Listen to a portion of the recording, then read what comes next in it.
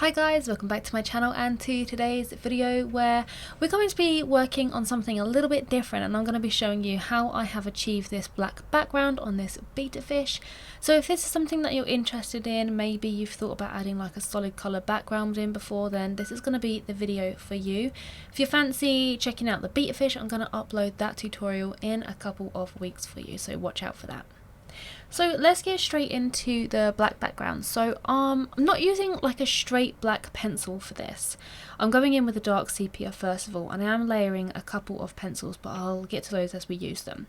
So as you can see, I'm just kind of layering the pencil back and forth, and I am using a fairly light pressure, and I'm going in several directions as well. And the reason that I'm going in several directions is so that I can get a nice even coverage over the grain of the paper. If you go in just one direction, you don't tend to get in all of the nooks and crannies of the grain of the paper. So I'm just going in several directions and just making sure that I'm using like a really light pressure, and then going back over in another direction and then a third direction if I need to. And I'm kind of loosely going around the subject of the fish here at the very beginning.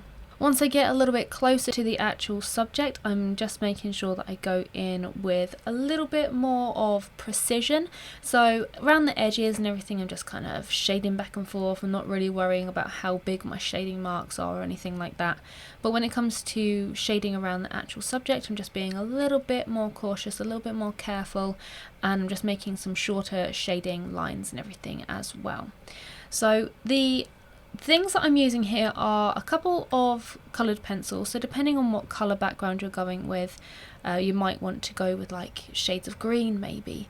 Then you would obviously use green pencils. But I'm using dark pencils, dark sepia, so not straight up black first of all. And what I'm actually going to be doing is blending with a solvent. You can also get the same effect here by using watercolour pencils, which will give you a really nice outcome, very, very similar to what we're going on here. You can layer up a load of coloured pencils and get a nice dark black background, but in my personal opinion, it looks so much better and it's so much easier to go in and use a solvent to do this. So I'm using the Zest-It pencil blend, and I'm just using a cheap nylon paintbrush, dipping that into the pot of the Zest-It and just working my way over the area that I have done. So I'm working on mine in stages, but you can go through and work on the whole of the background, your first initial layers, and then blend, but I'm just breaking mine up. I did this because I was short on time for doing, this was a live stream with my students, so I was just short on time of doing the whole thing, because it is quite a laborious process just shading back and forth, getting that pencil down onto the paper. It is quite a laborious task and it is quite tedious, and you're not really focusing on any details or anything, so it can get a little bit like, oh, do I want to continue with this? But let's just keep shading back and forth and you end up with some really good results.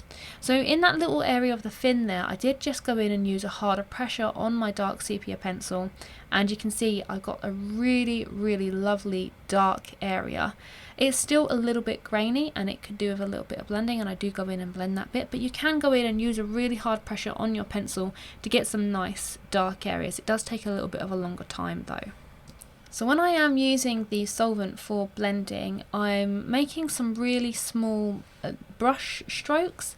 So like I am doing with the pencil, I'm just kind of making sure I work in one direction, and I'm making sure that I'm not working over the same area multiple times. If you work over an area multiple times with solvent, then it's going to pick up a lot of the pigment and disperse it around a lot more, and you're not going to get a really nice smooth even coat. So as you can see here, I'm going around the details of the fish as well first, get those really, really intricate areas in first, and then I'm coming into the rest of it and making some broader brush strokes, much like I was with the shading of the coloured pencil, and just making sure that I use a little bit of a circular motion with the paintbrush as well, and that just ensures that every bit of the pigment of the pencil going into the gaps on the paper, anything that I may have missed. So once the solvent areas are dry, I'm then going over with a secondary coat. I'm actually going in and using the darker of my pencils here and using the black, and I'm also going in with some more layers of the dark sepia as well. But I'm making sure that I get really, really dark, because a goal here was to go in and create a really dark background. So I'm using the black pencil because obviously that's the darkest of the pencils that I have in my coloured pencil arsenal. So first of all, as I mentioned, not using as dark a pencil, but you still get a really nice dark outcome, but with the addition of the black blended with that dark sepia and maybe even a little bit of like a blue or a purple gives a really, really lovely dark tone. So I'm just adding a second layer of that over the areas that I have already blended with the solvent. And then whilst I am waiting for other areas to dry, I'm just going in and working around the fish with some more layers of dark sepia and everything.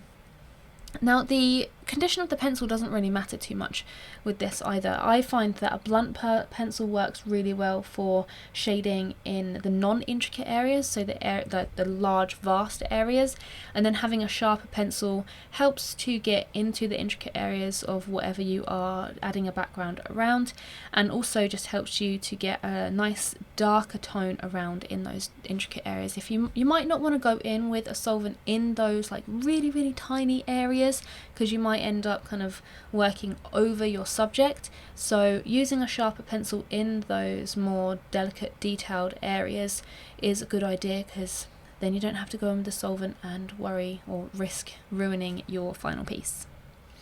Basically that's all I do from now on, is I just repeat those steps. I add that initial layer down with the dark sepia, make sure I add a really even coating and shading, so I'm adding about 2 to 4 layers of pencil down.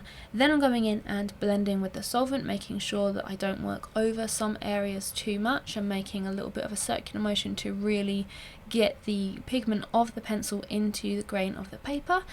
Wait for that to dry completely, then I'm going over with a secondary layer of the coloured pencil and working in a slightly darker tone to get a really lovely dark effect. So if you're using something like a green, you want a nice green background for instance, you could use some lighter greens for it first of all, and then if you need to go darker, or if you've got specific areas that you want to go darker, maybe you're creating like a bit of a blurry background, then you can work in a darker green and blend that over the top. So this technique of adding layers down and blending with the solvent works really well if you're wanting to create a little bit of a blurry background, so you can use this technique for that as well. Just remember to use your lighter colours first and then work in some darker colours. But yeah, that's pretty much all the steps for this, and you can see that it does create a really lovely effect. When you're a little bit up close, you can kind of see a little bit of the shading of the pencil where you've got lots of shading lines, which is why it's always good to go over multiple directions, because then you don't end up with like solid lines in one direction. But if you look really closely, you can kind of see a little bit of that banding of the coloured pencil, but from far away the black background looks amazing. So this is a really lovely technique and effect to add to your portraits. You can see the close-up here at the end. I really hope that you enjoyed this tutorial, and I will see you guys in the next video. Bye!